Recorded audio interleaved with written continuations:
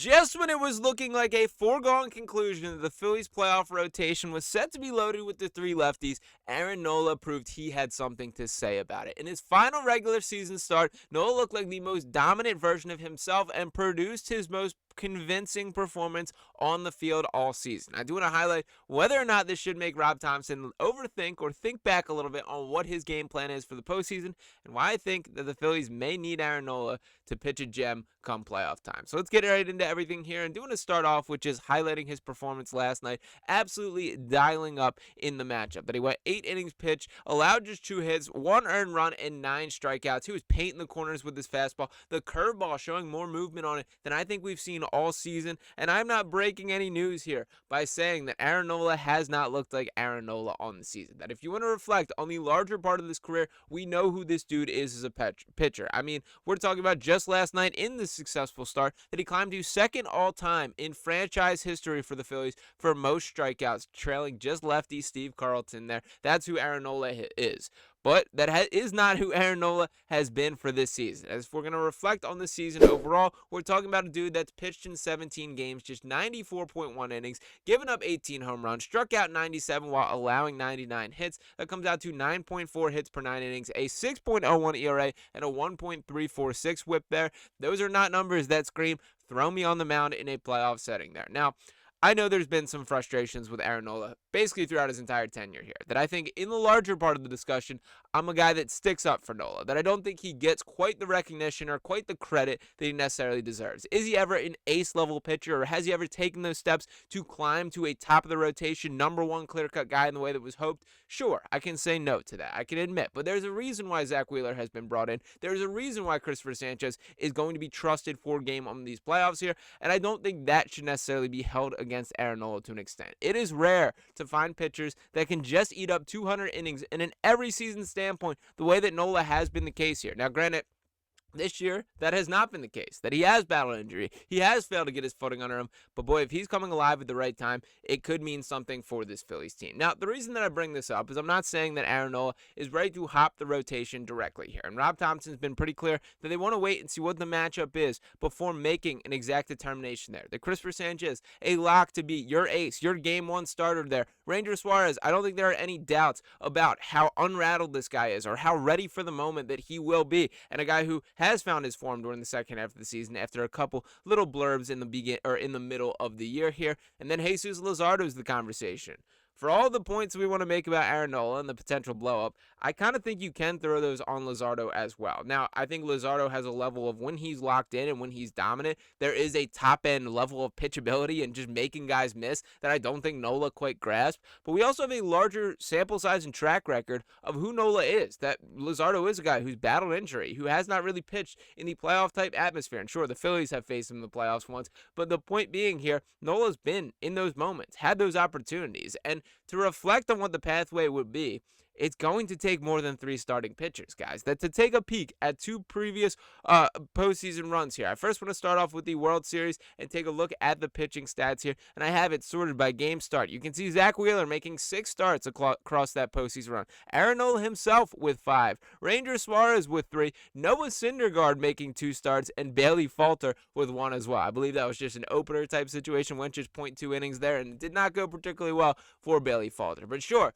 they had to play out of the opening round, a slightly different pathway this year. And we know that last year, them being eliminated in the opening round. But let's take a look at the 2023 run, which we also have Zack Wheeler making 4 starts, Aaron Nola making 4 starts, Ranger Suarez making 4 starts, and Christopher Sanchez still making 1 before he grew into the full version of Christopher Sanchez that was really unleashed and put on display last year. I think this is a more accurate track or pathway or for what we should expect this year. And it is impossible to predict the number of games, who the matchup will be, all these things at these stages of the game. We did get some good news that the Arizona Diamondbacks have been eliminated from postseason contention. I will say that is a team that I was sneaky looking at from afar, saying that's not exactly who I would want the Phillies to face if that is their opening round matchup when they do step foot on the field. That the Diamondbacks were not a team that I love the way the look of the Phillies pitcher could face off with his hitters, a ton of contact guys, and a team that plays well on the field. I like that Diamondbacks team, and I'm happy not to run into them in a postseason setting. But nonetheless, as has been the case for the entirety of the season,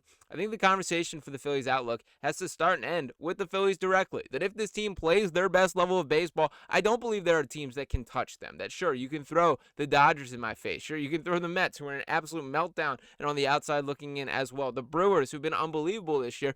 But we've seen when this Phillies team is fully cooking, and I do question if there's other teams in baseball that can reach that level. And I know you can throw the Yankees, you can throw a ton of teams in my direction here, but I'm just saying that when we see this team playing the right way, their best brand of baseball, it looks damn good. And I do believe that is World Series champion quality stuff. Now, can Nola be trusted to be the guy that helped you achieve that goal? That is an interesting question that was brought up and thrown directly at catcher JT Realmuto following the game. And it was asked, if Aaron Nola were to start a postseason game, JT Realmuto told Ty Daubert that his confidence would be definitely high. Quote, Nola is who he is for a reason. He's been really good for us for a long time. And this is one of the points in his favor. Once again, the experience that he has, the blood, sweat, and equity that he's built up within this organization does mean something from an opportunity standpoint. But I also thought it was interesting to note that Rob Thomson keeping the door open a little bit on Nola potentially pitching out of the bullpen. What was said exactly there was this quote by Topper as he was asked,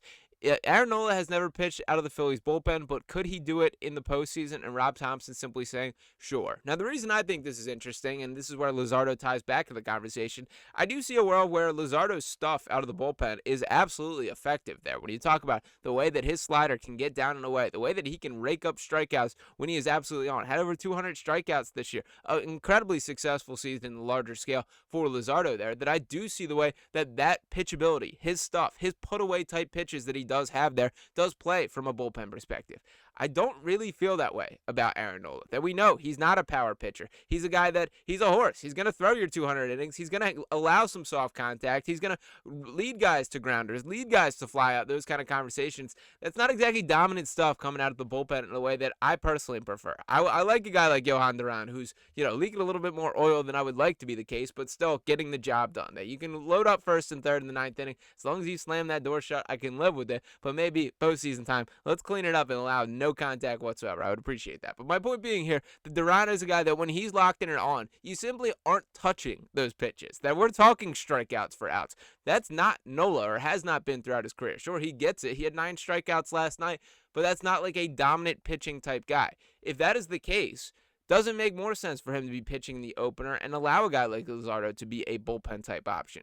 Again, we're getting a bit ahead of ourselves here as we still got to identify what the matchup is. They obviously got to make sure that they're staying up to the standard in full form as they await whoever their opponent will be. But Nola just threw his hat back in the ring in a way that I did not expect to be the case there. So I think Rob Thomson has a bit of a trickier decision than I overall expect to be the case. I don't think it was probably enough to bump the initial game plan from Luzardo, Sanchez, and Suarez here. I don't think there's anything wrong with going with the 3 lefties unless you're playing a super right-hand dominated team, but I don't foresee that being the case, and I don't think that would really change much in my mind anyway. But shout out to Nola for, pitching with a little bit of confidence and inspiring some back in the fan base here. I am rethinking it in a way that I did not think was going to be the case, and it was just refreshing to see that that guy is still in there somewhere. But let me know what you guys think in the comments. If you're Rob Thomson right now, was what Nola put forth on the field last night enough to change your mind and change the playoff rotation there? Give those thoughts below if you're giving the ball to Nola in one of the first 3 games of the opening playoff series. Let me know what you guys think in the comments. Appreciate you guys for tuning into this video as always. If you have not already, make sure you're smashing that subscribe button. Drop a like on this video here. I'll be back talking to you next time right here on Phillies Digest. Peace.